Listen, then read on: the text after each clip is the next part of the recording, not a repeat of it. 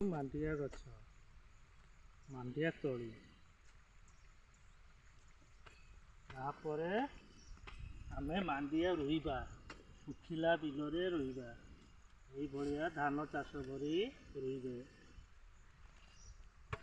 ଶୁଖିଲାରେ ରୋଇଲେ ଭଲ, କାହିଁକିନା ମାଟି ଦେବାକୁ ହେଲେ ଶୁଖିଲା ରହିଲେ ଭଲ ହେବ। ମାଣ୍ଡିଆ ହେଲା ପରେ